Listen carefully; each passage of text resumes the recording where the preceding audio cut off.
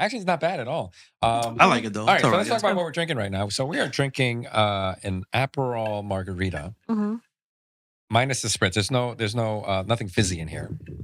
And this is something that was put into our little private chat group by someone who's not here on today's episode.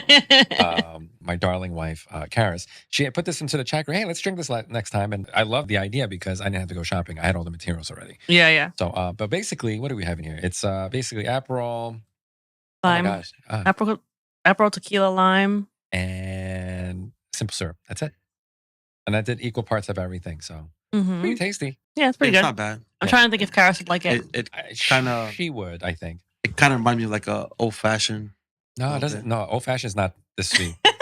No, definitely not. Are you saying because of the strength of it? Yeah, like it's strong. Yeah. This is not that boozy. Although, if I were to step this up, I would rim this. But you know, we went basic today. It's fine. We went easy today. Why am I so exhausted? Oh, you guys were setting up. Actually, no. You guys got here before I did because I was driving around for 5 hours today because I mean, wouldn't it be easiest to just order a new one? Basically, I did. Yeah. Just in case, if I can save $200-300, I'll save $200-300. If you're free, if you have time to go, why not? I mean, Jen left the lens a couple of times. You left the lens? How did you leave the lens? She left it at you tell me. The Airbnb or the hotel or something. No, she left the lens at the bride's parents' house. Oh yeah. It was a 3518. We had to go back the next day. It was like all the way like by Tarrytown, no? Yeah. Oh my God. Mm-hmm. Yeah. One of our associates left her car keys.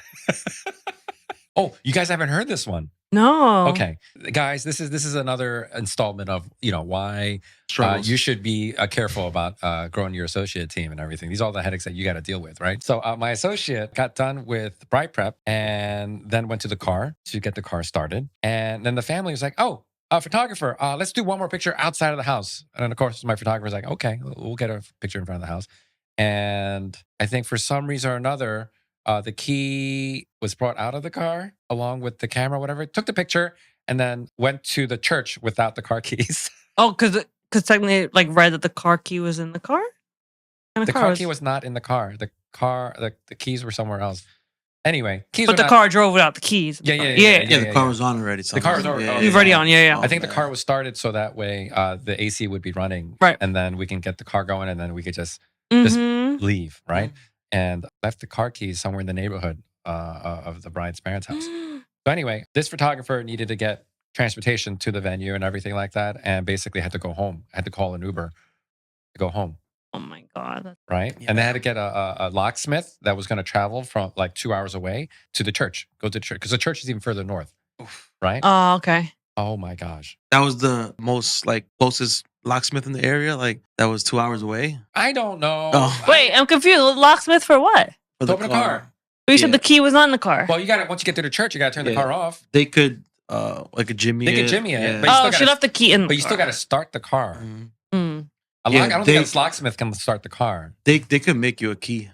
They have special tools that could probably. But you have to tow it to whatever. Anyway, it was basically the money that my photographer made from that wedding paid for the locksmith, the towing, the extra key, all that nonsense. Damn. Right? This is why, see, that's the other thing. I don't understand why people ever start the cars and then leave it running.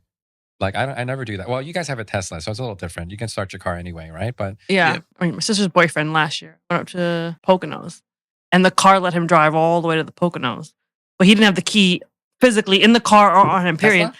No, it was a Hyundai. But the key was back at home in Staten Island. Oh no! Yeah. So when he got to the Poconos, he realized he didn't have the key. So and then he had to turn off the car, obviously, but you couldn't start the car up again without the key. Luckily, my other brother-in-law was still in Jersey, had to drive to Staten Island, pick up the key from his house, and then bring it all the way to the Poconos. But these cars shouldn't let you drive without anything in them. Well, most cars will have a warning on the dashboard telling you the key's not here. That the key is not in the. But he said they didn't warn him nothing. You know what? He probably ignored it. You know what I think that Tesla's technology is so amazing because you guys can start your car with your phone. Yeah. Right? It's Bluetooth enabled. So or why can't we do that key with all card. the other cars? You can now. Yeah, there's a lot of cars that have the same, All right. like Well, security. I haven't gotten a new car since 2017, so Yeah. I'm a little. No, like most 2024, 2025 cars and that are, in the mid-tier models, they'll have like an app where you could turn the HVAC on and start the car, all that stuff. Yeah. So it's all catching up, Just have to Shout out to Elon Musk, right? Yeah, just have to buy a new car to have all these features. But yeah, I mean, a good way to do it. I know some people do this, like they keep a spare key in their roller, in their gear bag for these reasons. That's it. It only got to happen once for you to change the way you prepare for a wedding. Mm-hmm. You want to hear more associate brand tea? I'll share that with you, right? Today it was brought to my attention. There is an associate brand out in the Midwest. They went into some Facebook group looking for shooters this coming Saturday. They need 2 lead shooters and a second shooter. For 2 weddings. For 2 weddings. Oof. For 2 weddings in this area. No. Midwest. What the fuck? Right? Like, how did you sell? And where are you going to be? Are you going to be at a 3rd wedding? Like, I'm so confused. Like, how did you book these weddings in the first place? What were the couples sold on? What portfolio were they sold on? Because whatever portfolio you saw isn't going to be the whatever you found in this Facebook group. Oh, definitely not. Somebody would be there. No. So everyone filled it. So like they went in this group and everyone volunteered. There was like 100 volunteers. Of course there was. I'll do it. Right? Of course it was. Of course. And it's going to be a bunch of randos. It's going to be a bunch of randos, right? And that makes my blood boil because, I think that I like to think that I'm a responsible associate brand owner. Mm-hmm. You know what I mean? But like people that do this shit just drives me nuts. Just refer that shit out. You know what I mean? But like these studios that are nationwide, they've been doing this for decades. Hiring randos? Yeah, it's nothing new. Yeah. You basically get what you pay for. Yeah. You guys noticed something pretty cool in my hands? A Rubik's Cube. You guys thought I was changing stickers. I did it for you guys 4 times. While it's probably hacked in some way. I'm not convinced. I'm terrible at it. I'm terrible. Ever since I was a kid, I would get frustrated and just like stop. So I attended a conference down in Atlanta about a month and a half ago. By the time this airs, it'll be 4 months ago, right? and I guess I'll give him a shout out, Miguel Quiles, right? I don't know if he listens. He'll probably listen after this, right? But he started his presentation with a Rubik's Cube. And his angle was like, listen, like I didn't figure this out on my own.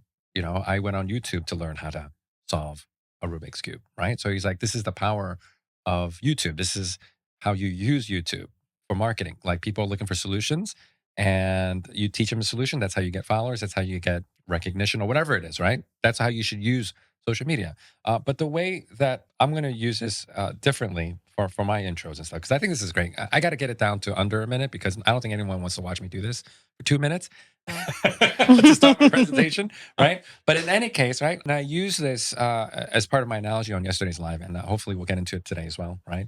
But the thing is, when it comes to a Rubik's Cube, it's just a matter of just solving the problem, just trying to figure out what's wrong with it and recognizing patterns, right? Recognizing patterns because whatever pattern that you see there's a solution for that, right? There's only so many combinations of colors and things and placements where it can be. You know what I mean? And once you see it, you recognize it, and then you put the, whatever relevant moves you need to do, you get it to where you want it to be. And where this applies in marketing is like, it's just a matter of recognizing patterns where you need to fix, right?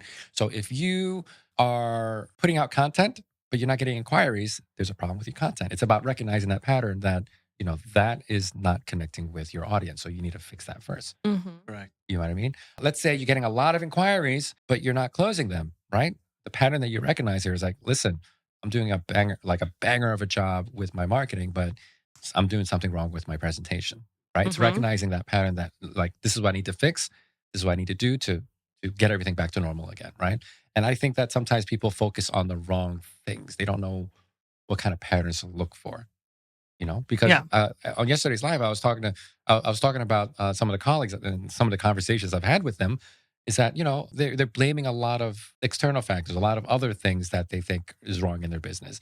But, as an outsider looking in, they have other things that they need to work on. They can't see that pattern. They don't know what they're looking at. Yeah. And because they can't recognize it, they can't fix it. Mm-hmm. You know what I mean? So anyway, first I got to learn how to get this under a minute.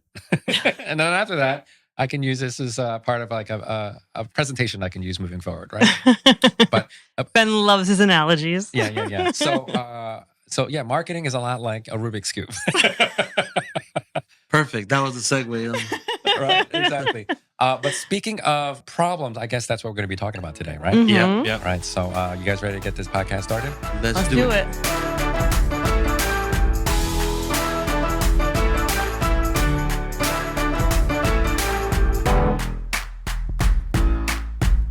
All right, guys. Welcome to the Focus Hey podcast. My name is Ben. Oh, so sad. There's no Karis. This is Jen. And this is Ro. And we are Focused AF. If you guys haven't caught on yet, we are only 3/4 of the way Focused AF today. Yes. We have one. What do we call her? We have one. What do we call her? We have your wife. We have one co-host who's out of commission today. Our bodies aren't what they used to be. So we worked double, and then I don't know what she was doing yesterday, but yeah, I didn't see her. She's probably shopping online. Yeah, shopping for cameras and stuff because of you. Thanks to you. The Molina brothers are. Well, she sees you splurging on watches, so she's like, "It's time." No, we don't have to talk about the watch anymore. We don't have to talk about the watch anymore. Whatchamacallit? So she's in recovery mode. She's in recovery mode yesterday already. Mm-hmm. But I think this weekend broke her because her weddings were all very far away. No. Yeah, I think one was in the city and one was in Aperol Park. Park, yeah. Yeah, she's preferred there. So where is Aperol Park? Like near the what do you call it? The Woodbury. Ooh, oh, it's not too bad. A little north of that. Yeah, just a little north of that. 20 maybe. Yeah, she's exhausted. Oh, and she shot one with me in triple in New Rochelle. Triple Double. One with me and then one in our. Okay, gotcha. Yeah. So they were both far away. Up north. She was on the road each of those days for at least 3 hours, at least. Yeah. That sucks. Yeah. It's that time of year. Mm-hmm. Shooting every day. Yeah, pretty much. Editing, and more editing. Well, you guys have AI to handle that, right? Oh, it helps. You said you're culling, right? But isn't AI culling for you? Yeah. Yeah, but we shoot a lot. So it calls like, if we shoot 8, it brings it down to like 2.5. And then I do the rest. We never got our culling software to get us under 3. And we're around 8 as well. You got your software? Oh, I know what you do. Because for us, we set it on the loose setting. Oh, no, I'm tighter. Yeah, because I don't want to cut family pictures out, but you take family pictures out. It doesn't. It's gotten way. It used to be shitty, but it's gotten way better. Where it basically keeps all the family shots. That's good. Yeah, so it's gotten better. I specifically overshoot the family shots. Yeah, me too. She's mad at me. Yeah, but I call it down in case it gets cut. I need it. No, not anymore. This is the most important part. But not anymore, because AI has gotten so much better. In the past, when it was terrible, did you have to train it to do that, or did it? The more you do it, the better it gets. It starts to adjust. And but then I never trained my AI for culling. Well, there you go. That's why you have the issue. That's why you have problems. Well, I don't have that issue right now because I overshoot. So, but you have to cull it down. It's okay because it gets me down to about 3, and then from 3 I get it down to 1. So yeah, it's okay. So you're not using AI for culling at all? Yeah, they are. I get it from 8 to 3 with AI. Okay, and then 3 to 1. Well, yeah. I'm manually doing 3 to 1. But is it still doing bad at family shots? No, because I'm overshooting. So it's keeping one of each. At least one of each. One of each. Yeah. Okay. You before it. Well, I'm not sure if it's changed. Because I used to shoot 3 of each, right? When I was shooting, like 3 clicks, right? Just in case. Mm-hmm. Throw out all 3, just in case. Just throw out all 3. So I'm shooting like 5 to 10 of each now.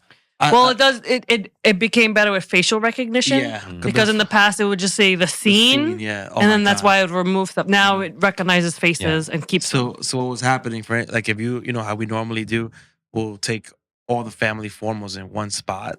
It would get rid of most of them because they think it's all the same people. It thinks the same shot because it doesn't recognize the subject, just recognize the scene. So that's why we had a lot of issues at the beginning. Like it would just. Jen would have to go back to add in all these family shots. But we kind of knew early on that we had to do that. But then over time, it changed. Yeah. But you know how I do the shutter drags for dancing and stuff, right? So it was kind of that as blurry. So in any case, I know that the software can, you can take out duplicates, you can take out closed eyes, you can take out various things, right? But I have to keep All of it. The only thing I take out are duplicates, and that still gets me down to 3,000. Because the thing is, with the closed eyes issues, I was like, yo, their eyes are not closed; they're just Asian, right? So like, you have more of those clients than we do. Keep those in. You know what I mean? And then from there, you use photo mechanic to cool down. No, I go right into Lightroom. Actually, Okay. I'll tell you. That's quick. That's quick too. I'll tell you my workflow, and this is something that I stole from Susan Stripling from like over 10 years ago, right? Like basically the sidecar pose. Yeah, sort of kind of like that, right? So like goes to a first round of culling, and then this gets rid of most of the garbage, right? So I'm going from 8,000 to 3,000. So 5,000 garbage is out. And then out of the 3,000 that remains, I convert them through Adobe DNG. And that's part of the reason why I was on Lightroom 4 for so many years until like recently, right? Because once you convert to DNG, any software will read that, right? And then, but the thing was, AI couldn't process. There was a reason why I had to upgrade to a subscription model for Lightroom. It's usually for the camera profiles. Has something to do with that, right? So I was like the newest cameras. I got to upgrade to a subscription. Yeah. Damn it. Right? If you upgrade your cameras, unless you upgrade the software, you're not going to get the new profiles. Exactly. Unless you convert to DNG. Right. So that was the workaround, right? And that's why I was on Lightroom 4 or 5 for a long time. And then once I convert it, it goes into a Lightroom. And the reason why I do that is because when I'm using Adobe DNG converter, I'm getting it down to 2 megabyte file size. So that way I can go through the files really quickly. Yeah, but you could do that with smart previews too. Same thing. We thought about that. Yeah. But then there's still processing time that way too. There is, yeah. There's processing time. You have to build the smart previews, and I always leave it like as I'm going to bed or going out to do some stuff outside. I just leave it importing. Yeah, but you're not importing as much as he is. No, he's importing 3,000. So yeah, I'm importing like the whole thing, 800 to 1,400. So yeah, I call in aftershoot. There's people that still don't even use AI culling or photo. I've met some of them or photo mechanic. They just import straight into Lightroom and call from there. Yeah. So talking about screw ups and potential for screw ups, right? Big mistakes that you're doing in your business. That's probably one of them, right? So I guess that's today's conversation. Like this topic came up, I guess, 2 weeks ago at the time of this recording.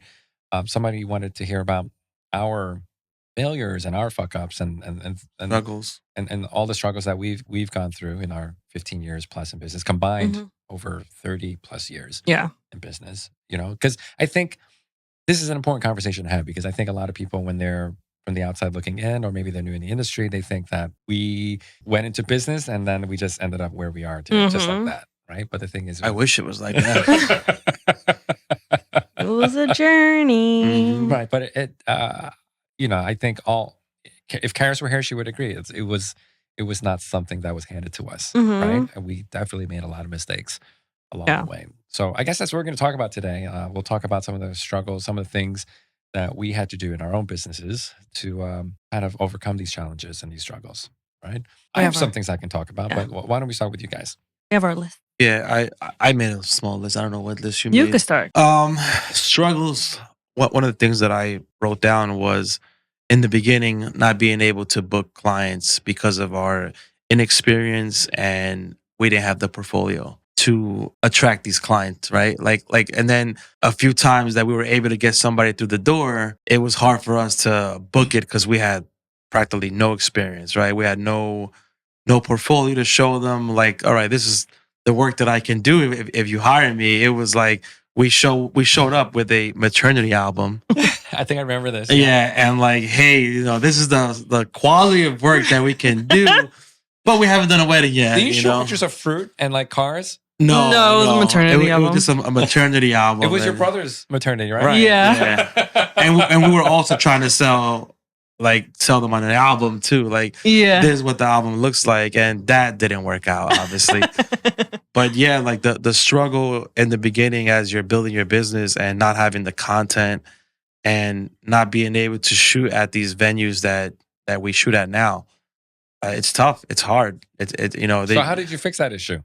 That's what people want to know. Like, I think that's a common issue with a lot of people who are newcomers, right? Like, I can't get started because I got no portfolio, and I can't get portfolio because no one lets me shoot that. You know what I mean? Even for free, even for cheap. Because I remember I was offering shoots for free, and people would stand me up, and people would I shut the door on my face, right? I remember when I was first starting, I had no portfolio. I was willing to shoot all my friends down in Maryland for free, right? So I would take the megabus. My pregnant wife, $5. Was it $5? It might have been $5 or $10. It was really cheap, right? Yeah. And then my wife would driving into the city, I would take the mega bus down to DC, and while en route to DC, I would have these people I was supposed to shoot that weekend. Oh, I can't make it. Oh, sorry, something came up. I can't. Oh, I'm already on the bus on the way down to Maryland. Oh my God. Pull over. Let me out of here. You know what I mean? Like, this is what I'm talking about, right? When you're so hungry and you won't do anything, and you're offering this stuff for free, and so my lesson for that one was like, no one's getting shit for free. Mm-hmm. Yeah. Like, even if we're best friends, I'm charging for it.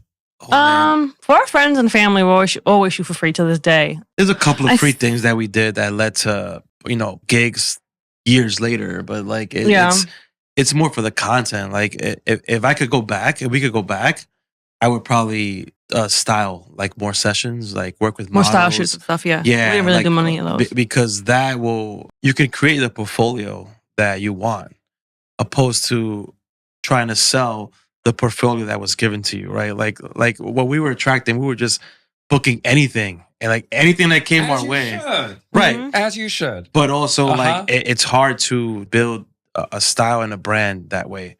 It takes time to finally find the correct clients, right? Mm-hmm. So that's one thing that if we could go back, I would definitely have style shoots or attend conferences or workshops that have the opportunities to shoot for portfolio. Yeah, we didn't do any of that. Mm-hmm. So it took a little longer to acquire this portfolio and also learn what our style was. Mm-hmm. Mm-hmm. Yeah, I would say it took me about 2 to 3 years to figure out my camera, how to properly shoot, right? And then another 2 years after that to find my editing, right? Because for the first couple of years, my editing was all over the place, right? It's like, oh, this looks a little good. Oh, this looks okay. Whatever. Like most people, right? Mm-hmm. 5 years. It took me 5 years to finally find my coloring, sort of, to get it more consistent. Probably the same. Yeah, and of course, it's evolved since then, right? My coloring used to be a lot warmer. Now it's a lot better, right? But, there's a process. And I think a lot of people are looking for the shortcuts. And I don't think there are any shortcuts to getting here. Do you guys know any like overnight success stories? Like people that just came out the gate, like just... Know a few. A couple. Yeah, I know a few. Yeah. Yeah. But did they shoot for other people? No. No. This person in particular, I'm not going to mention them, but this person in particular just attended a few like workshops, had a good vision, and it's one of those things where a lot of people as well. Oh, that's right. Helps. That definitely helps. Yeah, and you're in a location. Location is crucial. And this person started putting out work. It was good work as well. And, it just, within 2 years, this person was doing 50, 70 weddings, like consistently to this day. Mm-hmm. So there are those stories out there, but most of us crawl. Basically. Most of us learn to crawl before we walk, right? Exactly. So what the lesson that we can learn here is don't rush the process. However, there are ways that you can accelerate it, right? Mm-hmm. And that is, like you said earlier, attend workshops, go to classes, learn from some of your find some mentors. Oh, yeah. Sure. That's one thing that we never had. And to this day, I don't think we have a mentor. We have a great group of friends who we like throw stuff at each other to see, hey, what do you think about this? What do you think about that? And we're honest with each other. That helps, but it would also be nice to have someone guiding you during times where you're not sure which route you want to take. But we also, back in the day, what helped with like experience learning was the associate shot for a studio. And I think that taught us like how to handle weddings, how to figure it out. One of the biggest things we learned by working with this person was what not to do to clients. Mm-hmm. That was a big lesson, because the way this person ran their business is crazy to me, that people treat clients this way. Yeah. But I always credit him and his work for giving us the chance and us learning how to manage weddings, how to control them, but a lot of it credited to us on like how to navigate a wedding day, what to do, how to do it, and getting that experience was definitely helpful. Yeah. 100%. I wish I knew to look for those opportunities when I first started. Because I was only looking for owner operators to maybe get some guidance, second shoot opportunities, and things like that. I got none of those opportunities. I asked and I couldn't get any of those opportunities. But anyway, I'm a terrible employee anyway. But you know what? It took a few tries to get an opportunity like that. We started working. See, the benefit of us is that we both came, right? We both came together.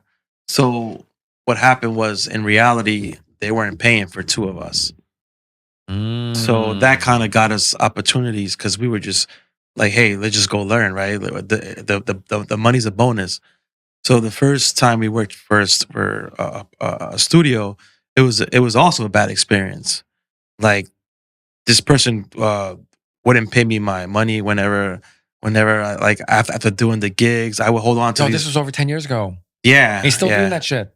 Well, I'm not sure if she's still in business. There's still somebody else too. Before that. Oh, there's somebody else, but that was the first opportunity we had to actually like have access to like weddings, right? Mm-hmm. And that turned out to be a disaster. Like we ended up running away quickly. Long story short, she would like message us, say, "Hey, put this down in your calendar. I need both of you for whatever this wedding." Cool. We would put it down. Like a couple of months before the date, we reached out, no response. Nothing.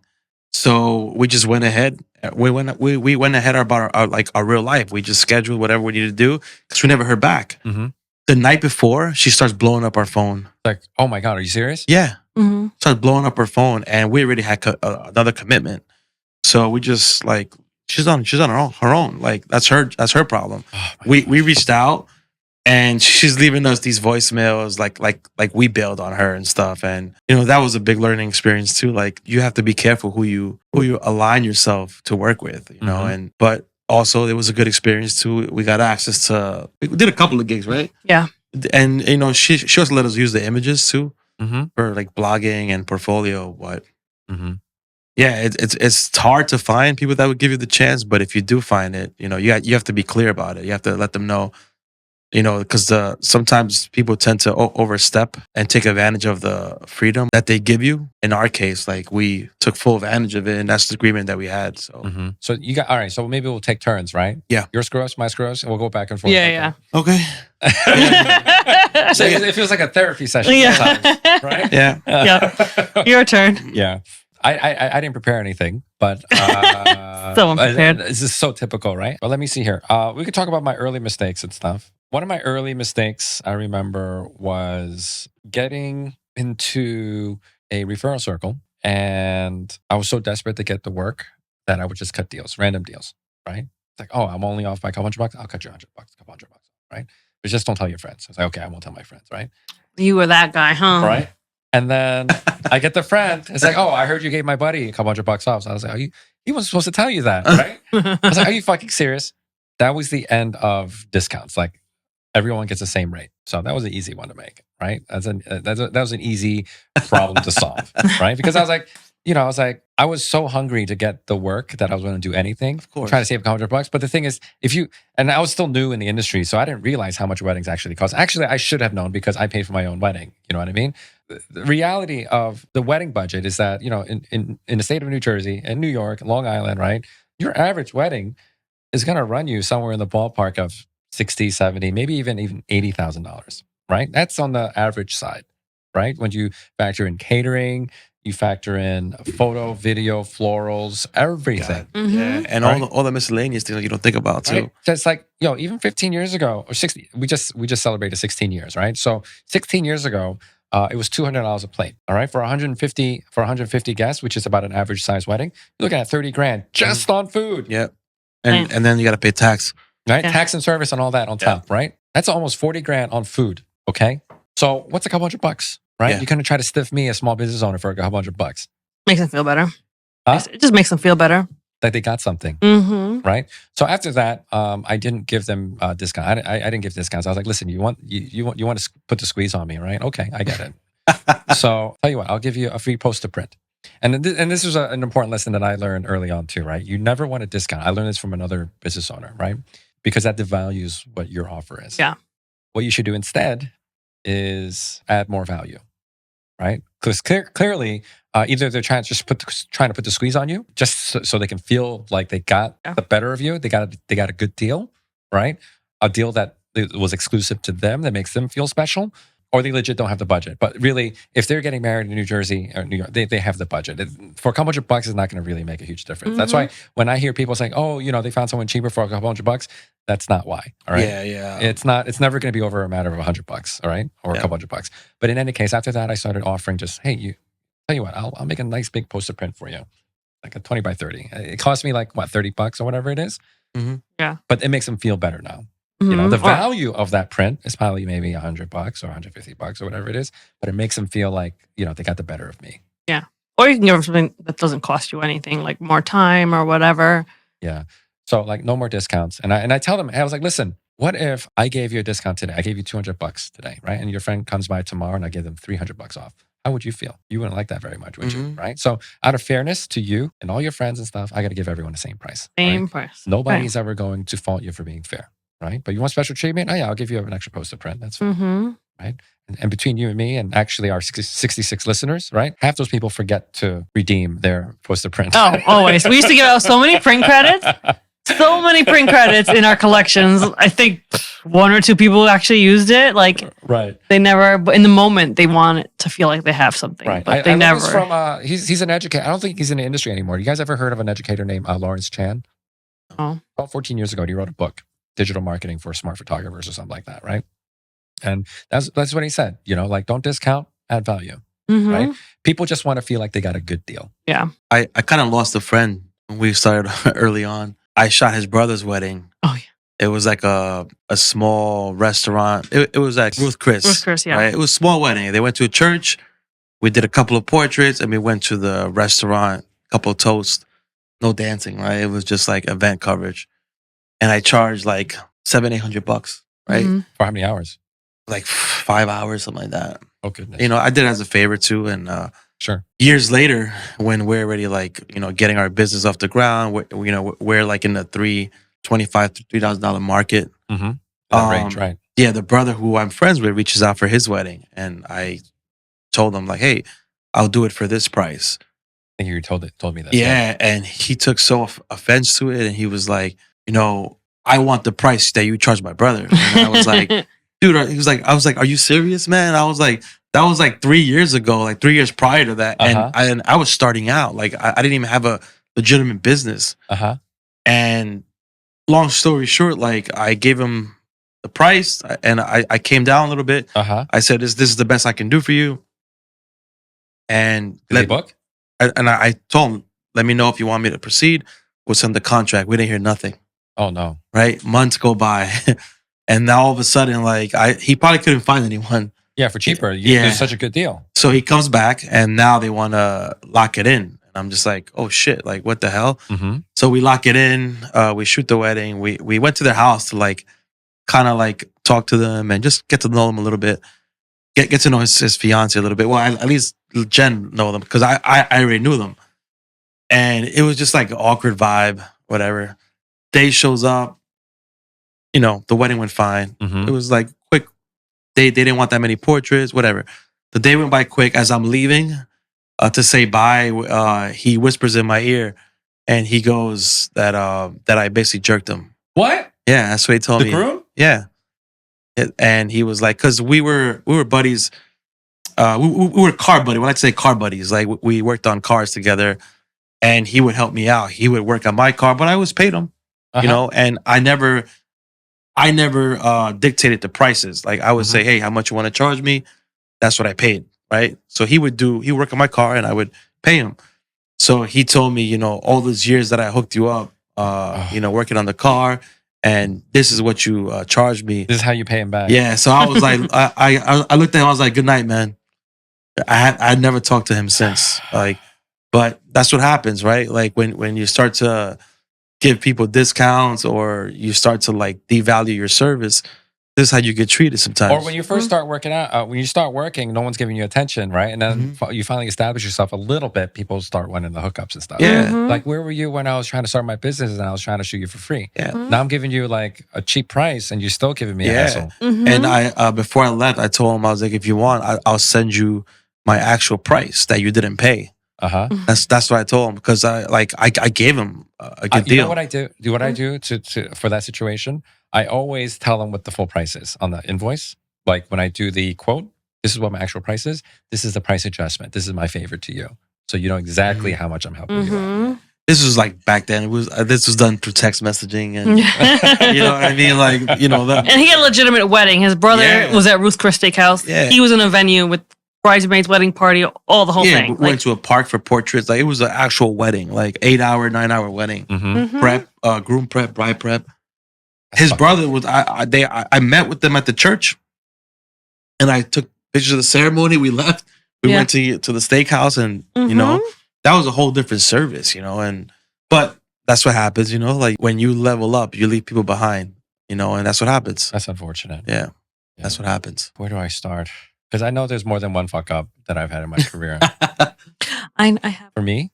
Yes. Is it recent? It's a broad state. Not recognizing red flags.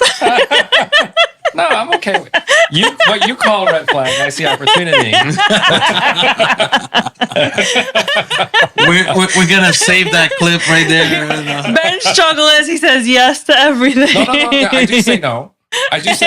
So I'll tell you, it's very few instances where I say no, right? But usually the number one thing to guarantee a no from me is when your opening volley in your inquiry form is that you're asking for a discount. Oh, yeah.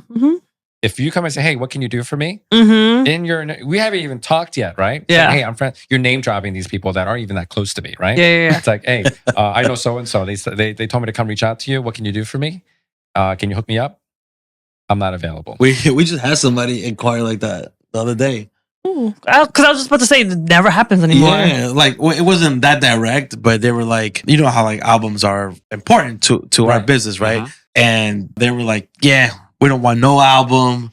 I mean, that's not like just digitals, and it was like, just let us know what that will cost, and we're motivated to book, right? Yeah. And I'm just like, come on, like. But it wasn't like asking for anything. It wasn't. But we haven't had that in a really long time where people ask for like a deal or a discount or. Yeah. I can't remember the last time. But I don't think that should ever discourage you from being generous, regardless. Right? Yeah. So funny story. I'm still dealing with this at the moment, right? So I'm sure you guys remember a couple of years ago, pre-pandemic, I booked a client, and I was so hungry to get this client, I offered her save the dates. The deal was I was going to give the magnets to them for free. With the save the dates. Oh, the save the dates are free. So that way, but the only concession was that I have to be able to put my logo on the thing one way or the other, usually on the backside or something like that. And this bride ended up getting ordering magnets. I couldn't put my logo on anything, right? Anyway, I shot the wedding. I mean, it was still a 5-figure wedding. You know what I mean? Good. So I did good. I did good for that wedding, right? It happens. You know, there's lessons that you learn from. Right. So moving forward, when I do offer the save the dates, like I'm involved with the design process. You know, but it's very rare that I offer that. It's super duper rare. I think I've ordered that maybe twice in my career. So anyway, sister of the bride reaches out recently, and I already know that pricing might be an issue because the pricing that I gave the sister for a similar event was about 50% more than what the sister paid. So wait, the sister prior paid more, or sister prior paid less? Okay, so basically it's like Fat Joe, like. Yesterday's price is not today's price. I'm not today's price. That's what the hang up is at the moment because everything's pretty much identical, but my pricing is 50% more. Part of it is because, number one, my rates went up because my 2019, because remember, they were supposed to get married in 2020. I booked them in 2019. It's 2024 now. This wedding's going to be in 25. Okay. Yeah. So 6 years. 6 years later. 6 years difference. Of course, my price has gone up. Yeah. Right? Everything's gone up. And then not only that, sister didn't get an album. This sister's going to get an album, right? So there's a couple of changes and stuff, right? But most notably, 6 years difference. You know what I mean? So I have a feeling that's what the hang up is. That's where the hang up is. But anyway, no one's getting a discount, you know, and they didn't make my life very easy for those 4 days. So I'm not playing the you're charging it for the inconvenience for the for the possibility of being inconvenienced. Yeah. But I didn't charge them a premium. My price is my price. You know, here's the thing that a lot of couples don't realize, right? Here's the thing that couples don't realize. Like, you know, when you're talking to an owner operator, sometimes there's some leeway. You might be able to get some extra things out of them if you're playing nicely. Okay. Like my gifts, your gifts, right? We don't have to give those things out. You know what I mean? But we do because number one, we're happy to do it, right? But if you ask nicely and if you're easy to work with, like, hey, listen, Jenn Ro, you know, I'm so sorry the dinners ran a little late. You know, so the speeches ran a little long, but we're doing a sparkler exit. Do you think you can hang out for another 15 minutes? Sure, I'll just send you the invoice right here. No, you wouldn't. No, I know that you wouldn't. You know what I mean? Not. You know, so, like if you ask nicely and you've been an easy client to work with, we're more than happy to give you a little extra. You know what I mean?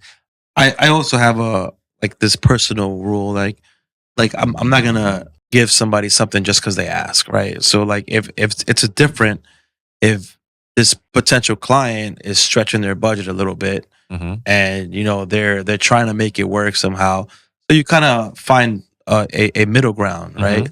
That I'm okay with doing, but I'm not gonna just come down just for the hell of it, like. But there's times where that happens, like it's a referral and you want to work with them. It's a nice venue, and you just talk to the couple. They're a nice couple, and they just want to make these little small things work. That's okay. We do that all the time. Yeah. Did we talk about this in our last episode, where I had a client booked me for 10 hours? It was a Jersey City wedding, but the ceremony was in the city. So the prep was in Jersey City also. What so the we spent hell? 2 hours out of the coverage just driving back and forth. Actually, closer to 3 hours driving back and forth. Oh my right? God. A lot of people do So this. she was going to have me show up at the hotel lobby to get some quick family portraits before heading out to church. I was like, what about your prep? What about your details? Oh, that's right. She didn't want. Right? She didn't care. And I was like, You she came was like, early. "No, I think I'm okay without prep coverage." I was like, but I can't have your album starting with the ceremony, right? Because the thing is, she wanted me to stay to the end of end of the reception because she was going to do a dress change. She wanted some night shots, whatever. She was prioritizing the evening. So I was like, listen, I was going to show up 30 minutes anyway. Why don't I just show up another 30 minutes earlier? So basically, you're getting an hour for free. I'll just show up early. Show up early. I'll photograph all your details, rings, dress, shoes, flower station, all that stuff. By the way, for the record, I shoot bomb-ass awesome details.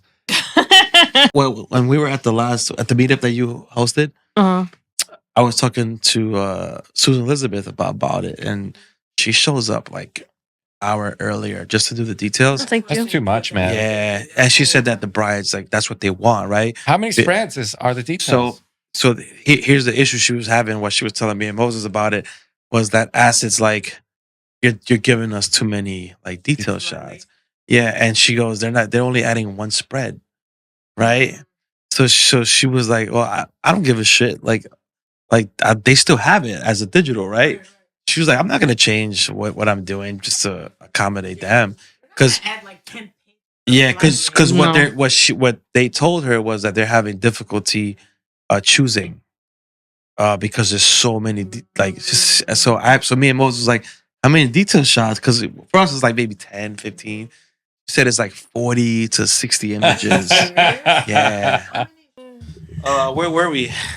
Well, we have to reintroduce. We're now a whole pack. I was just thinking this today. I was like, do we need to do that intro every time? I don't think anyone else does it. Like, hi, we are like, I'm Ben, I'm Karis. Do we need to do that every episode too? Like, people. I don't think people do that. It depends. Some people do, people don't. Yeah. It's what we want. Conan O'Brien do it? No. But people know Conan O'Brien. People. Yeah. If people listen to us for the first time, they don't know. Hey man, people know JR Photo. They do a guess, but JR like, for Tony. Yeah. But if you're listening to our podcast, you know who know who we host, are. you know what Yeah. I mean? So Yeah. But And we have I do an intro every week on my live.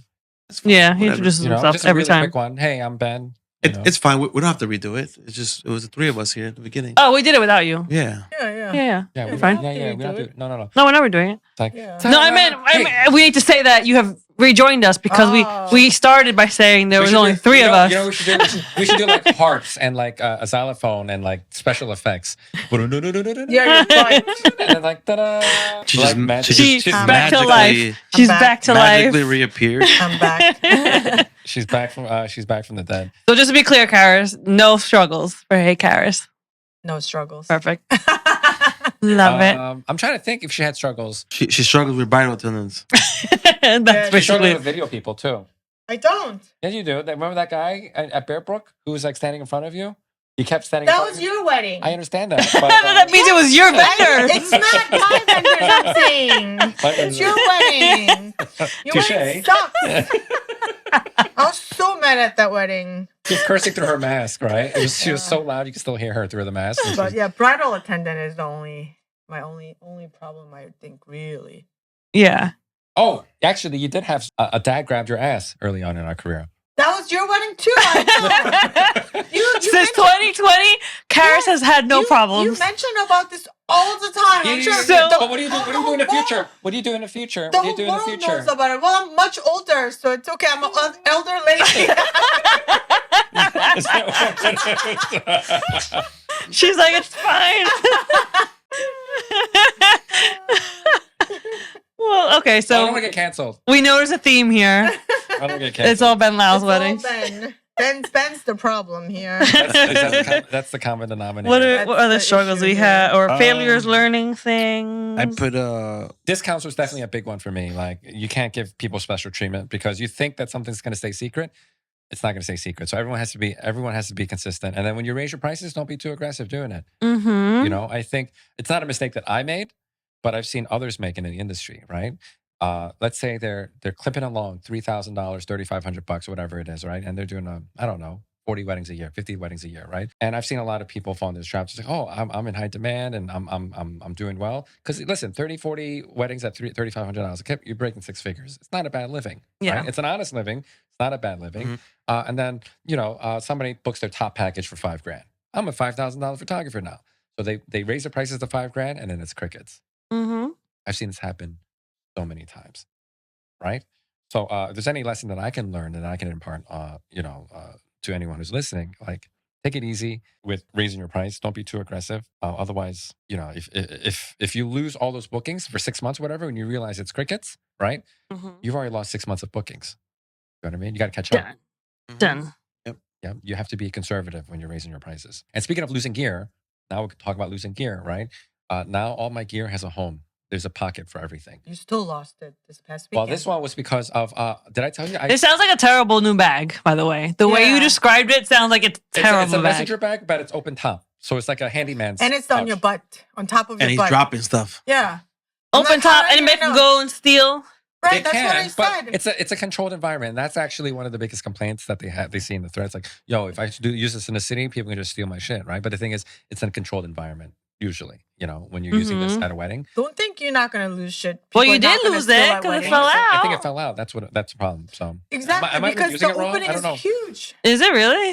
Yeah, it's wide open. It's a messenger bag. Imagine your holster. Yeah. You have your two cameras, and he's got a middle camera in the middle. Film camera. Right, he has three cameras, and now he has a butt thing hanging. and it's not even. It's like this recording was doing fine without you here. You don't think that's a parachute? And it's literally on your butt, so when you're walking, it's everything's just flying everywhere. Wait, did you buy the actual Holdfast one? Yeah, Holdfast thing. Oh yeah, everybody's like that. That one's old. That bag. Yeah. It's not that old. It's newish. Okay, so it's probably a different variation of it. Anyway, but they always had the little bag that you clip onto the back. It's not a little bag. It's pretty big. It goes around your whole waist. It's about this big. Yeah. I know what you're talking about. It's like a barber bag, but like in the back. I know what you're talking about. Yeah. So how does it just like fall out? Well, I think he just left the whole thing there. No. I don't know. So how are you solving this problem moving forward, Ben?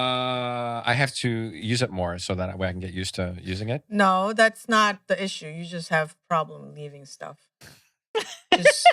just like, unfortunately, Aiden's got this too. You're actually lucky you got all your stuff back every time. Yep. It's like I usually get all my stuff back. Yeah. So that's just something you struggle with is not. Is it this one? Yes. Yes. Yeah, that one's been around for a while.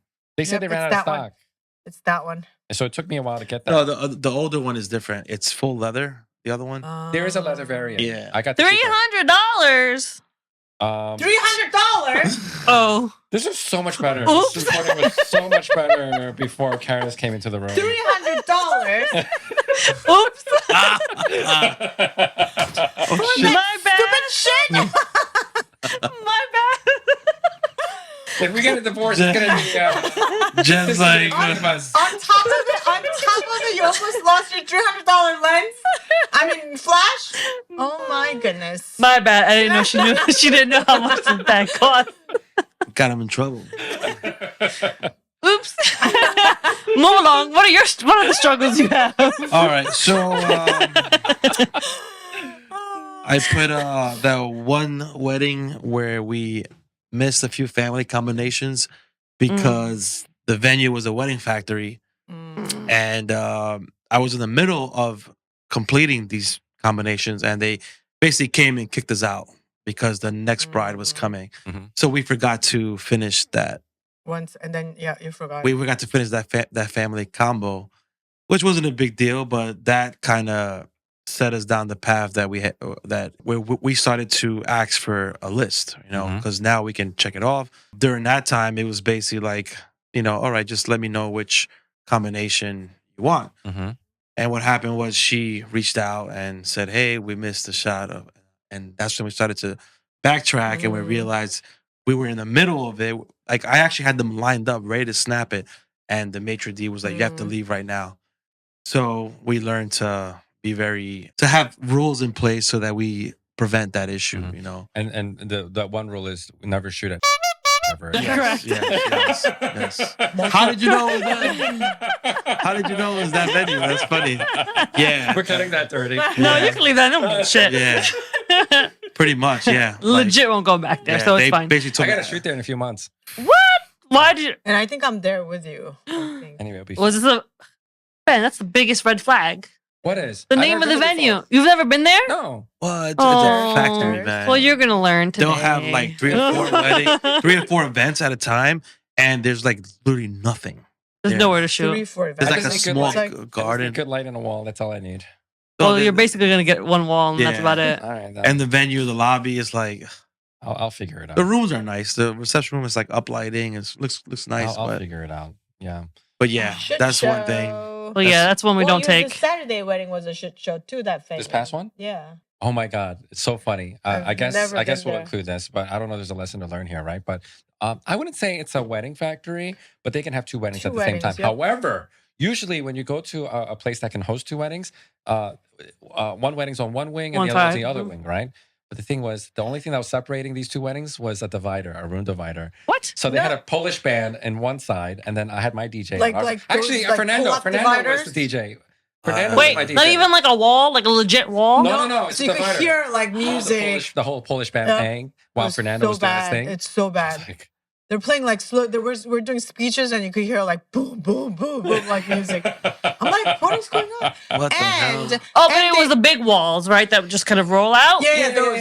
Oh, okay. In my head, I saw like a screen, and I was like, wow, that's crazy. But they just fit enough where it's like, yeah. Well, they should be timing it so that things don't like. And they only have one ceremony area outdoor. And that connects to the both bigger, spaces. Bigger ballroom. Oh, you're right. Yeah, bigger ballroom. So our bride had smaller room, and so but the other bride did not get married there, did not have ceremony there. So they got married outdoors, and then like we couldn't get in through the main door because like the other bride was coming in. So they were like rushing us, kicking everyone out down the other way. It was like it's like, oh, by the way, you got to be out of here because the other bride's coming. They want to do photos here. Oh my! And they were like, how long do you need to do any photos after? What if we had like 15, 20 minutes of photos left? You know what I mean? Like family photo. But then I can't we were stand done. that. I can't stand that. Maitre d' comes over like mid ceremony. He's like, do you have any photos left? Because like you only have like literally I can only give you like 5-10 minutes. I'm like.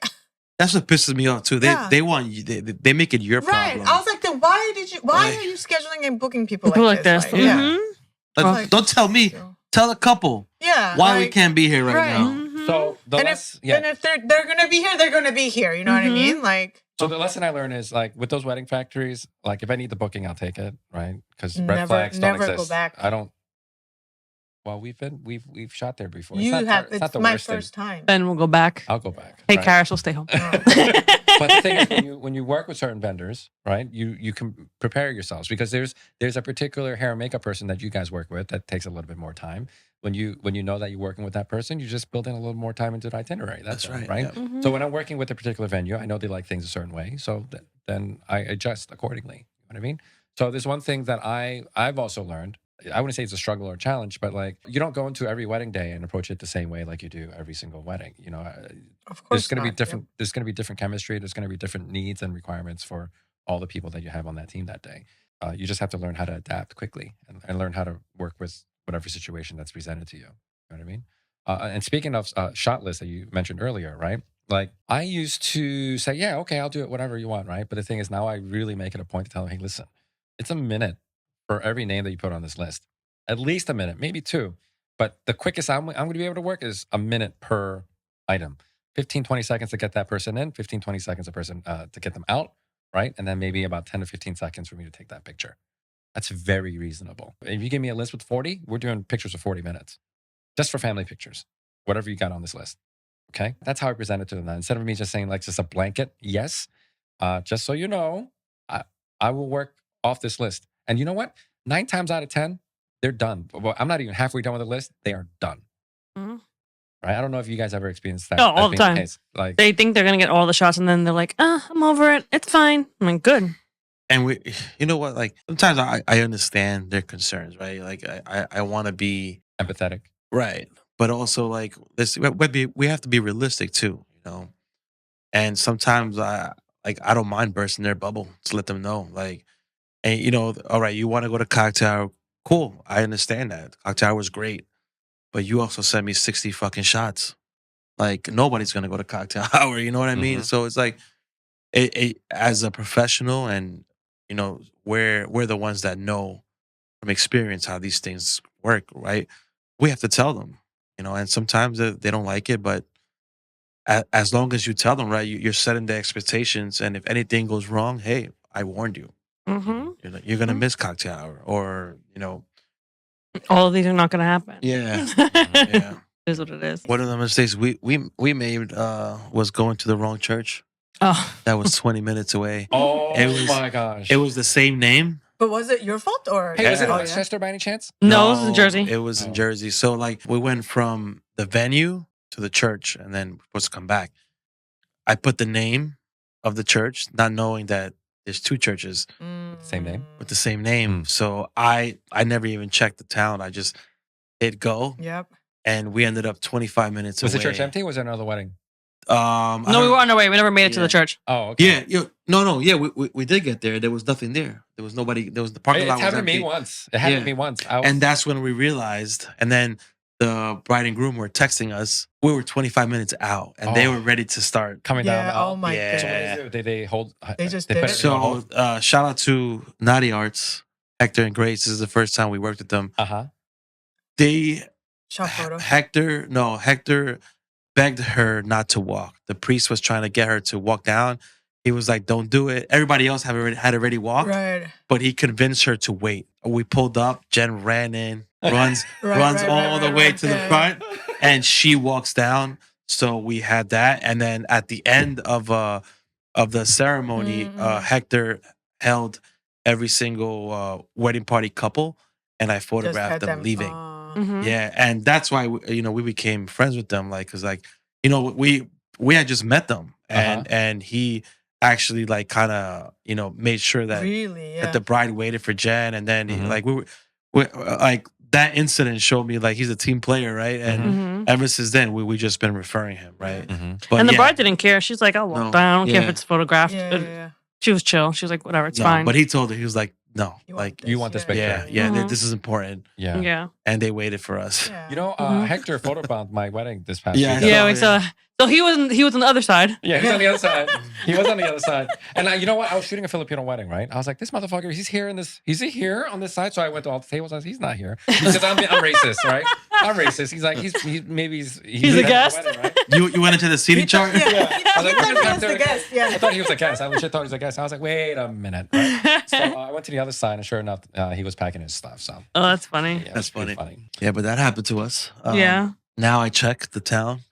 Yeah. I double check. Super double check the address. Yep. All of it. Super paranoid. Yep. That. But that happened to me once too. Actually, I made it all the way to the church at the wrong address. And when I was like, where the fuck is everyone? I'm ahead of schedule, right? There should be at least congregants or guests. Yeah. Or the when I get there, right? Somebody should be there, right? It was empty. I was like, you know what had happened? They changed the church the week of. And they didn't tell you? They didn't tell us. It was a planner. There was a planner, and they never so that's told us. their fault. Oh my god! They were going to start. Also, they were going to start, and the video team. Well, they told him, yeah. How far out were you? 10 minutes, right? 10, 15 minutes. That's not bad. Yeah. But like, because I think it was like one was the bride's church and one was the groom's church, so they were like neighboring back churches and forth. And stuff, Yeah. Right? But they changed on the week of. You couldn't bother to tell me this information, right? Yeah. People just. That's planners. And there was a planner. Yep. You want to hear a funny story? When I was second shooting for Moses one time. You can say he's getting another cameo. Yeah. He's getting a cameo for like 40 episodes at this point. I'm second shooting for him, and he sends me the address the night before to show up to the groom prep. So I was like, all right, cool. I get there like 15 minutes early. I'm about to knock on the door, and I look and I see Moses walking towards the door. Oh no. And he's like, "What are you doing here?" Oh no. And the bride? and I was like, "This is the address you sent me." He was like, "Are you serious?" I'm like, "Yeah, it's the address I have." He sent me the bride's address. So he was so embarrassed. He called the groom. He's like, "I'm so sorry. I gave him the wrong address." Oh no. Ro would be there in like 15 minutes. Yeah. So I went to the wrong location because he sent me the wrong address. Moses. We want 2 sliders now. That was pretty funny. Like, what are you doing here? You came to the actually he told me I came to the wrong place. He's trying to gaslight you. Motherfucker. Another struggle or another failure we had was our associate program. Yeah. Yeah, let's talk about that. That was a Yeah, it was one of those things where we're like, everyone's doing it, right? Oh, we're turning away so many inquiries. Let's try to put our hand in those too. mm-hmm. And we weren't ready for that. Yeah. We weren't set up properly. In what way were you not set up properly? The associates weren't us. Yeah. What's that? The associates weren't us. That's pretty much. But that's not a setup problem, right? Yeah, it is. Yeah, it was because we were branded as Jenn Ro, right? Mhm. And no matter how many times we were trying to sell, like, hey, Jenn Ro are not available, but our associate who is just as good, which is true, just as good is available. Right. Are you interested? And no, the first thing they say, if it's not you, we don't want you guys. Right. Cool. Right, yep. So that was the one thing that the branding, when you're branded as a solo individual or as a dual as a partner or whatever, they expect you. And if they have attended a wedding where you've been, they expect the same service, they expect the same quality of work. Mm-hmm. And that's exactly what happened. We made a mistake of taking on a lead who was a referral from a past Of course. client of ours, and didn't work out. I mean, the photos came out flawless, but there was a few hiccups, and that's what they remembered. They remember those few issues that happened, and so like that's the one thing that I knew going into, and I think I've shared this before. I didn't realize that that's what it was called, an associate team. I just called it, this is my other company where my photographers are housed, and I understood early on is that, it was going to be a different experience. It wasn't going to be better or cheaper or whatever it is. It was just different. It was a different experience, right? I knew that if someone were to reach out to Ben Lau, they should get Ben Lau. They shouldn't get someone else. Now, this is not to knock anyone who has an associate team under their own brand name. There are some folks that we know that do that really well, right? But for me, it's just the way that that has worked for us. It's worked out really well for us. So there's no reason for us to change it. Yeah. So I think somebody told me recently, it's like, you could have just put everything under your own name. It'd be so much easier, blah, blah, blah. Do you really think that, these names like Marc Jacobs or Michael Kors, like they're actually building the purses themselves, it's the brand that matters, right? Well, they do have these brands have sub brands too. I understand that, but the thing is, for me, I don't. My brand, my name being the brand, it's it is what it is. But like, I'm not. That's not what I'm chasing. Mm-hmm. You know what I mean? No, we don't want the headache no more. Yeah, it's not worth it. For us. It wasn't worth the extra money, unless you scale up. So you need a lot of volume to make it worth it. That's many weeks of anxiety that I don't want to deal with. Yeah. Because the thing is, if shit hits the fan, you are the backup. And it was more work too, because we were also doing the engagement sessions for those weddings. So it was like, your photographer should be doing those engagement sessions anyway. Yeah, that's the agreement that we had. Our associate had a full-time job with no flexibility of weekdays, weekends, or weekdays. Weekdays, yeah. So whatever, that's the the agreement we had, and which also kind of threw things a little made things different too. Not for us. Yeah. So I mean, you guys did a couple times. You learned your lesson and stuff. Yeah. Fine without it. So that's one thing that failed for us. Yeah. I'll tell you a mistake that we made. I wouldn't say struggle or challenge, but I guess it is, right?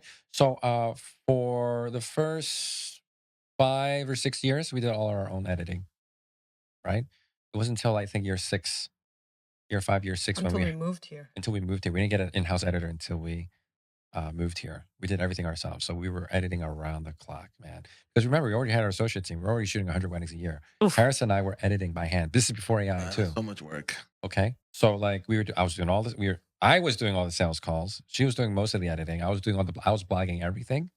Karis was in charge of social. We divided and conquered and everything, right? But as soon as we hired an editor, that like alleviated so much. Also, once we hired an editor, and people want to try to save the money, because hiring a human editor is not cheap. A couple $100, that's almost 10 to 15% of the job. You know what I mean? Yeah. That money can go. You can spend that money. You know what I mean? But in order for you to grow, you need to leverage your time a little better, and that was part of it, right? That'll free you up to focus on other forms of marketing to bring in more clients. And then in 2020, that's when I started teaching, right? So I was teaching and trying to run a business and everything. I had no more time. And the thing is, you guys know as well as I do, there's a shelf life to this. God willing, I'll still do this for 10 more years. Karis has probably got only a few more years left, right?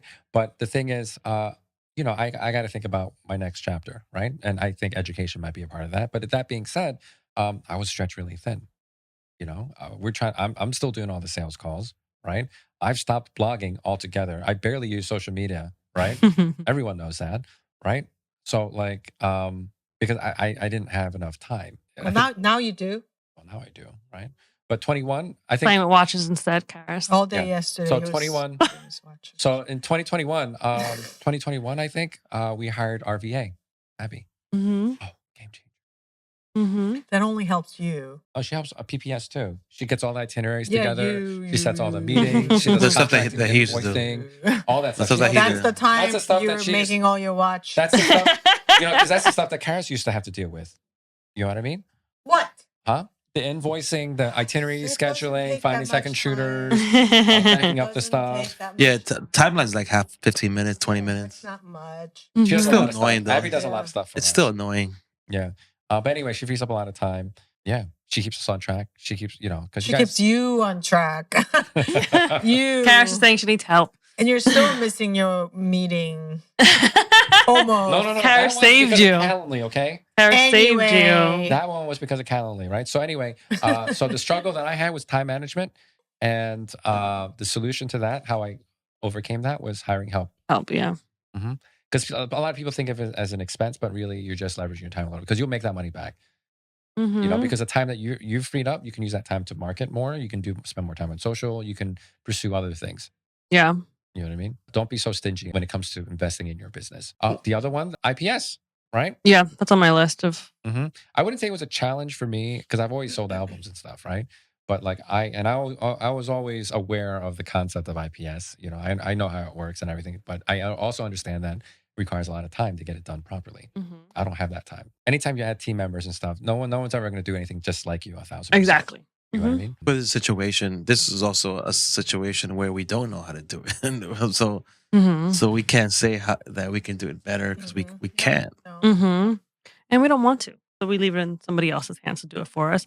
I just wish this process would have started years and years ago. Because you guys could have got a bigger pool. Basically, no. I would have had 6 golden doodles. 3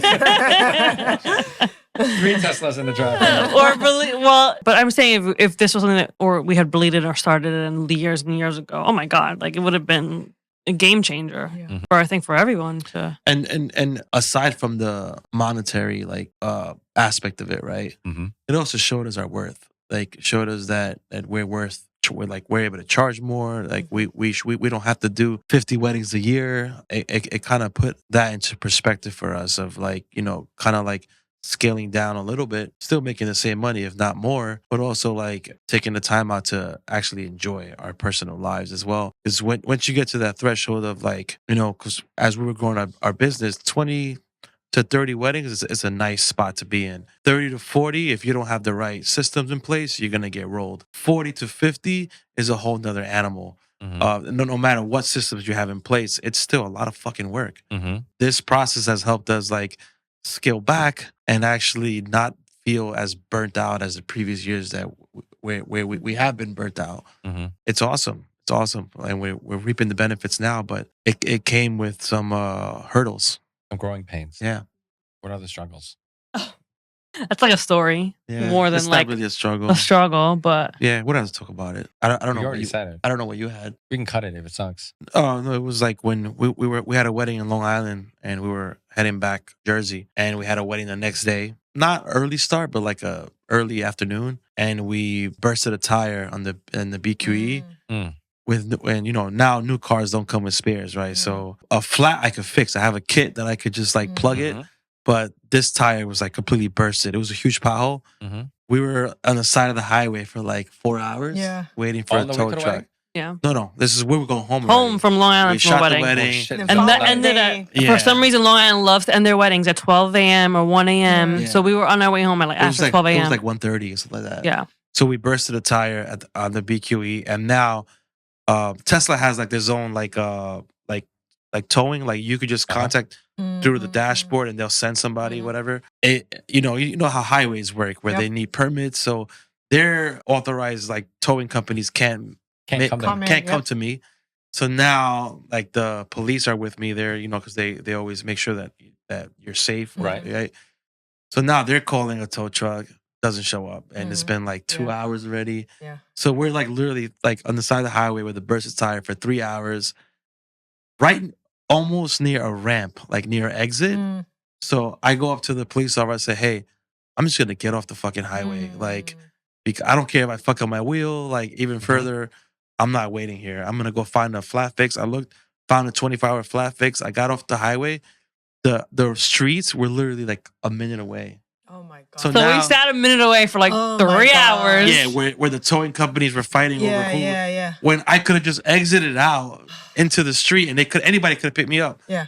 So we found a flat fix. They escorted me halfway there. Finally, we got going. We got home at like 6 a.m. Closer to 7. Did you guys have a wedding? Yeah. That's what they said. So we went to bed, slept like 4 4 hours, had to be at that wedding the next day. Now I carry a full-size spare in my trunk. Yeah.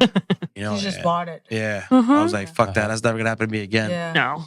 But, these are things like your associate leaving the keys. Yeah. Busted tires. Didn't somebody get into a car accident recently in a group? They were looking for somebody. No, someo's car got broken into. Like stolen, gear stolen. Gear stolen. So how do you get your gear stolen on the way to a wedding? All of it. And all of it. Did you leave your window open? It was no. You went to 7-Eleven? You went to Wawa? Apparently They left your window open? It was like Philly, right? Philly area. I think so. But how did they know this stuff? They said Philly's really bad these days. Yep. I mean, besides the point, this shit happens. People break into your accident happens. But the lesson to be learned is don't be a solo shooter. This person was a solo shooter. They were doing a gig by themselves. So this is why we never not even like offer. We don't roller bags. You're going around this Philly shooting with a roller bag right behind you and stuff. You take the whole fucking bag. You shouldn't even walk by yourself. After weddings, don't even walk by yourself. Yeah, my gear's put away until I'm ready to shoot. Yeah. The other thing for me, I wouldn't say this is a struggle, but like, and we talked about this top of the recording. Karis and I, we celebrate our anniversary, but we celebrated a little earlier because we don't go out on Fridays. Yeah. Because the thing is, just in case we get sick, we can't afford to get sick. Like I'll shoot, like, I don't know if you guys know this, but I sprained my elbow like a month ago. Right? Pulling cable through the whole house. Oh, yeah. It's a sprain. It's definitely a sprain, right? Tennis elbow? Tough injury.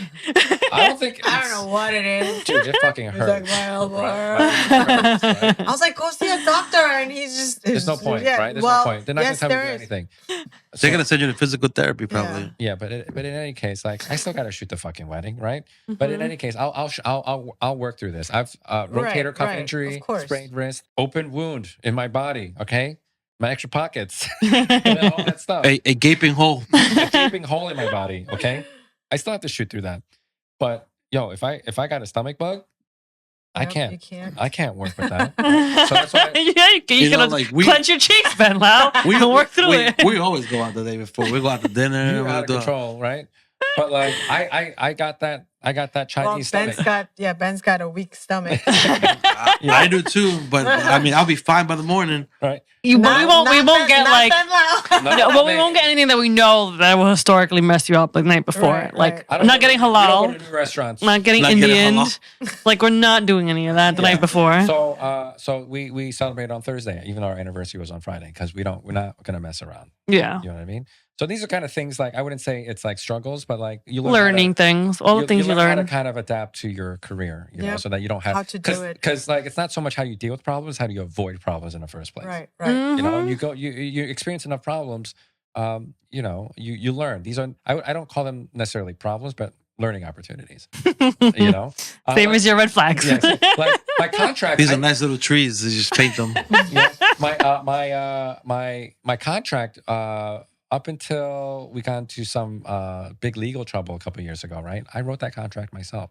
Ben Lau. You know, like I grabbed bits and pieces. Oh my God. And then I worked with so many lawyers over the years, right? They all injected a little bit of themselves in the contract. So basically, I got about, they had an idea. I got like 100 different lawyers who contributed to this contract. Your contract was like one of those quilts that had different patches pretty much, right? From different generations. Then I was like, you know, this is not what... You know, I don't think this is very fair to me. Right? So I eventually relented. I paid a couple $100 for a lawyer. I thought it was going to be more expensive than that, right? I didn't realize it was only a couple $100, right? But in any case, it wasn't until we actually had a legal problem that I looked at my contract. I was like, this is a shitty contract. And I got an actual lawyer to do it. So, there's a bunch of holes here. I don't know how this came to be. But, all my clients are winning out. Yeah. So after that, I got a legit contract. So this is like people being stingy about investing in their business, right? Whether it's a VA or an editor or a lawyer. At least do a contract. Or an accountant, right? They're trying to do that. Oh, an accountant, yeah, taxes. Right? You need a good accountant. All right? It's worth it. We always tell everyone that. Like, there's other things that people skip out on is branding, websites, contracts, like... These are the things that like you need to spend money on this stuff. Yeah, people. and also like we're fortunate to be in a career where a startup cost is very minimal for gear, right? Yep. Mm-hmm. You could go shoot a wedding with a $1,500 body with lens, no problem. Mm-hmm. Opposed to like a carpenter or electrician has to buy a van, has to spend close to probably over $100,000 in tools, and you don't even want to spend $1,000 on a fucking website sometimes, like. It's always been mind-boggling to me that people do this. Like they don't see the value, everything, or the copy. They don't want to spend on a copywriter. Like these are just like basic investments that, and if you see how long you use these things, you get your money's worth. Website 3-4 years, got your money worth. Or even like let's say $60 for a meet and greet with a class for your local networking group. You know what I mean? $60 and you get a meal out of it, and people aren't going to that because they're being stingy about it. You know what I mean? Yeah. Not only are you going to learn something, you're going to get a meal, and you know you get to meet people. You know what I mean? These are all the building blocks to a successful business, and people are skipping out because it was $60. I don't. Money's tight right now. I don't want to spend that money. You know, and I'm not available. It bugs me to no end. You know, people are just so cheap about everything. Oh yeah, that's the struggle. The struggle with spending. People have a struggle with that. Like, have a money block. Yeah, of not spending on the right places. But they'll buy the newest camera, no problem. They'll buy the best 1.2 lens that just came out, with no problem. Well, most people are creatives and not business people, so that's what the problem is. All right, what else? Yeah, we haven't had that much. We had struggles with less, that. Yeah. Thank God, with clients or anything. It's been I mean that was a good question. Yeah, a lot of people think that we came out like this. We just opened up shop and then here we are, right? And I wish that would have happened to us. Yeah, it wasn't. We went through our struggles just like any other business. Yep. You know, crazy clients, crazy vendors, crazy colleagues. You know, and to this day, it still happens. It still happens. Yep. Just know how to manage it and not bitch about it all the time. Yeah, but as I mentioned before, you know, an ounce of prevention is worth a pound of cure, right? Try to prevent these situations in the first place. But you don't even know these situations are there out to get you until you actually experience it, right? Yep. So learn through all of it. Yeah, you got to take all of it in. Don't feel so down when these things happen to you. Just take it as a learning experience. Yep. That's all. That's pretty much it. Anything else? Oh. That's what I wrote down. I didn't even prepare today. He didn't prepare. He didn't prepare yesterday for his live. Actually, I sort of did. I had the slides, but too busy tinkering with watches. Honestly speaking, like these things that we spoke about are very like. I think it's very basic. Yeah, and honestly, I guess we've been fortunate to not experience a lot of failures and craziness. And struggle. You know what it is? It's because we weren't really greedy. No, I strongly believe you attract the people. The energy that you put out? Your energy, your vibe. Yeah, I really think that you do attract little it's so crazy. True. So true. Crazy. You're crazy. Energy. You attack crazy. Yeah. What are you trying to say? Better attract a little bit. I'll tell you what. So we've been around long enough now that when we go to certain venues and they know us, and when they see us, they already know it's gonna be good day, an easy day. Yep. And they already know the type of client that it is. Right. Yep. Which is crazy, right? It is very like. Oh, Ben's here. Oh shit! Everybody be on your toes. Everybody, bring your A game. Get the ice sculpture out right now. The cheese cubes. Nobody touch cheese cubes Until they have photograph. We can laugh about it now, right? Oh my god! But yeah, like that's branding though. That's a whole learn how to say topic. You mentioned earlier that is my problem. I struggle learning how to say no. But for me, I say no sometimes. It's very rare. Like challenge accepted. No. Like he likes to keep things spicy. Yeah, it has to. Well, but you did put a lot of energy, like capturing food photos, right? I don't share those. Well, it is in your gallery, and I don't know. You did put a lot of energy, always like having people hold lights and capture food, like main That's dishes. For the venue. No, but you did. But are they in client, like in galleries that you send to clients? Yeah. But the ones that I had problems with, they didn't see those old galleries. Anyway, you did put a lot of energy into capturing. Anyway, it's a branding, marketing, messaging issue and stuff. And also the venues where I work, the kind of clientele that I get, I'm very appreciative of them. But some of them just require more hand holding. It's also I'm okay hand holding. You don't send out a questionnaire too. That's another way to. The questionnaire that you send out is the same questions that I asked during the consult. But then you don't remember anything. Yeah, I do. I'm taking notes. What do you think I'm doing? So our questionnaire has check boxes, right? Like one of them is, do you know we're not going to be at cocktail hour because we're going to be setting up lights, and they check off, boom, right? That's telling them. I'm working during cocktail. We're shooting cocktail. I'm shooting that too, but they think I'm not, right? Like it's. Mm-hmm. I would rather do that because sometimes you can't make it. Like sometimes. They have all these extended family where you're working cocktail hour. Now you have to go rush, set up your lights. But back to so when they meet with you at a consult, and this is not a Ben Lau intervention, but things change from the consult to the wedding day. Yeah.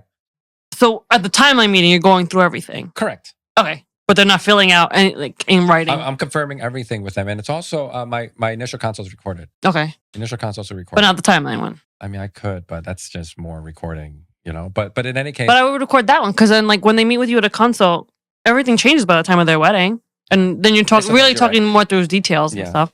But I have also everything in writing too. Emails, they're all in the emails. Hey, just making sure that we got everything. This is your timeline. These are the things that are important to you. We got to make sure we get this, and this on the wedding. And then Abby does a good job with compiling all my notes. Yeah. If there's anything we're missing, let me know, and then we'll add it to the notes. Okay. But everything's in writing. So we have that. So it's very rare that I have those issues that I had recently with the cheese cubes, right? Everyone's listening because what the hell is he talking about? Yeah, I had an issue recently because I didn't get enough pictures of the cheese cubes and the food, right? So like I think it's like you said, it's a messaging thing. Like, hey, listen, I'm more focused on people than things. Yeah. Anyway. Cheese cubes got a story. We're here because we love you. This is a Ben Lau intervention. Listen. I'll tell you now, we go to weddings, we always joke, we're going to go get the cheese cubes. Make sure we photograph all of it. Let me get the macro to get the pepper jack inside. The little chili. Get that prosciutto, right? I get PTSD now. Every time I see the charcuterie board, I'm like, you free Scarred for life. No, but let me tell you something. Listen, between the three brands, we do just about 100 weddings, give or take, every single year, right? If I get one crazy a year or two crazy a year, it's, in the grand scheme of things, it's not terrible. They're rare, but then we just make them way bigger than they are. And yours are just for some reason very funny. So they are there. It's like so random. We did have one for our associate brand. What was the complaint? Remember the bubble tea station? Oh, yeah. No. And people drinking bubble tea. They didn't get photos of the bubble tea we station. didn't get any photo of people drinking the bubble tea. So we got the label. They got the station, but not people drinking it. Yeah, but like we don't see any people drinking the bubble tea. I'm like, what the fuck do you want from us? Like, oh my goodness. Like I probably wouldn't even take a picture of that. But also, here's the other thing, right? People look awkward. Right. It's like sucking on a straw. Like, turn away from you as soon as camera comes in. They got the day that they got married. I think it was cloudy or whatever. They didn't get a sunset shot that they wanted, right? Or something. Or something about cloud. Yep. Anyway, cloud. They hired me for another hour session or 2 hour session just at the venue. Portraits. At the venue, they called up the venue. Like, hey, can we hang out here during the middle of the week? 1 hour? For 1 hour. Pretty nice. good. Yeah. You get paid for it, right? Yeah. I actually wish more couples would do that sometimes. They got dressed up, paid for hair, makeup, and everything. Nice. Right? They're a bit extra. They were a little extra. And they're like, hey, by the way, can you not share these images? Because, people might think we're weird. I was like, you are weird. I'm going to share them because you fucking are. Teach you a lesson. Yeah, but that's crazy, right? Bubble tea stations? Like, oh, you didn't get pictures of people enjoying our bubble tea station. I'm like, are you serious right now? Yeah, they're a little wackadoodles, right? But thankfully, they're few and far between. Yeah. I don't get too like I get one if I get one weird request a year, I think I'm okay with that. But if it becomes a pattern, which it is, if it happens every year, it is a pattern, right? But like, but the big picture thing here is that it's not like it's only 1% of my. Yeah. If you have 99% feedback in eBay, I'll buy from you. Right? Really, I go for the 100%. I'm like, what did you do wrong here? Tell me the truth. Like when you guys look at reviews, online reviews, I mean, I always go straight to the worst. Bad one. I do, but just to get a context of what's going on here, right? I go for most recent, but this ties into, and I wasn't going to talk about it, but whatever. That goes into the tea of the week of New Jersey let's talk about with the Art Factory, and like there was a list of reviews that were terrible. Wait, did you hear? All the reviews wiped out. Wiped out. They're gone. Google. Yeah, we don't know how or why or what. What about Wedding Wire and the Nod? I don't know. I have to go check Well, there. I guess once they shut business, maybe it goes out. I don't know. Yeah, but they reactivated the Google listing, and they won their only court case. 5 reviews came back. And they won their court case, so they're allowed to operate now. So we'll see if there's going to be weddings this week or not. But You see? it's crazy. But a lot of How did the they brides win were the saying, court like case? in the groups, that like They said they didn't even pay up. some was said honestly, they were like, "Yeah, I saw the reviews, and this was what pissed me off. I've just decided to hire vendors that I knew that could trust to carry the ship." And I'm like, but now you're putting That burden on us. all the burden on everybody else for a shitty venue that you just couldn't move on past because you saw it was. It's not safe. Like Yeah. Oh, the one bride who said, "Oh, I read the reviews and it was shitty, but I still booked them anyway." I booked them anyway, and I just had to just get good vendors that I could just. Then you fucking Entrust in deserve it. everything that's happening. Like, how do you? But I'm a little confused about why those reviews disappeared, though. I want to. Yeah, I don't know. Was they paid or what? But it's very You strange. can't pay to get Google reviews. I don't know. Removed. They're gone. There's only 5 left. I remember there was like 100 something. Yeah, and there was a shit ton, and then like their responses in it. There's a Facebook group for Art Factory brides. There is. Rooms, so I'm sure that the shit is still going on. Oh yeah, it's still going on in there, and then we'll see if they have weddings. 2.0. There's 3 reviews at 2.0. 3? Yep. Now there's. Oh no, it's Art Factory Park. Well, that's 2 stars. Parking popped up. What the heck? Even the parking is a challenge. So bad. Yeah. That shuttle. Oh my gosh. But it's so wild to me. People had their weddings this weekend with nobody on In the Art site. Factory group, someone should sneak in there and say, "Hey, listen, all the reviews disappeared. Put your reviews back on there." They should. Well, there's a planner who's been making TikToks. Not popping up Art Factory. Put Art Factory Studios, and she's been putting TikToks about the reviews. And she's been talking to brides, and like she posted a TikTok about how the reviews are gone. Nope, Google's gone. Nothing pops up. It's the parking that's the only one pops up. Yep. She said that Art Factory parking. That she spoke to some brides that booked it on why they would still book it, and she said it says own this business, claim it now. Yeah, you should definitely read the reviews. Read the reviews, and I read the worst ones. Well, it doesn't even people aren't reading them, and they're still booking the place. Right. I don't know. So it's not even working. So just hire these people at your own risk. That's all. Godspeed. Yeah. And don't complain after. Yeah, when shit hits the fan, like that's your problem now. Yeah. Yep. We'll see where the Art Factory drama goes for the next few days. Insurance. Yeah. Get wedding insurance. Basically. For sure. Oh yeah. A lot of people don't do that. I feel bad because some brides are swearing they're gonna get their money back, but like they're bankrupt. There is no money. It's money. Yeah, once they file for bankruptcy, like there's nothing. absolved. Yep, no one's paying you. You can't even go after the owners. You can't. You know it's going to come back as like Art Factory or something like that, right? Shark Factory. You know, because like businesses were doing this during COVID. Yes. They would get their PPP and then they would change the name of the business. Yeah. Oh wow. Well, the person who gave the loan, he's a developer. So if he takes control of that, it's going to be condos or something. Like they can't destroy the building, but they could come in and revamp it. And turn it to offices, buildings, whatever they want. Yeah, it's a great space. You know what I mean? Like, it would be, but it's in a bad area too. Like no matter if you make nice condos, it's still in a bad area. Yep, bigger parking. Just have everything on site, so no one has to leave into the streets. Yeah. Someone better to run it because those two are wicked, Make wicked, safe. Yep. Be nice to everyone in the industry. That's the moral of every story every week. All right. So, anyway, hopefully everyone learned a little bit more about, or find comfort, find peace, knowing that we all struggle just like you are. So if you're struggling right now, you're definitely not alone. We've definitely been where you are right now. So keep your chin up. Just keep on chugging along. Yeah, pretty much. So anyway, if you guys would like to catch some sneak peeks, highlights, bloopers, I don't know if we had that many today, but maybe we don't. Maybe a little bit. Bloopers? Right? You guys can check those out on Instagram. Oh, there's definitely one about the bag price. We got to use that one. That's a good blooper, yes. $300. All right, let's stay on topic here. So for more highlights, bloopers, behind the scenes, you guys can find that on Instagram at focus.af. And if you'd like to ask us any questions or share some stories with us, you can also send those in at hello@focus-af.com. And we are definitely on YouTube now, and you can find us on Focus AF. Just Google that. Yep. The Focus AF podcast on YouTube. Yep. Yeah, just looking for these 4 handsome faces. About to be 3 after this. Subscribe. This comes I think we have 13 subscribers.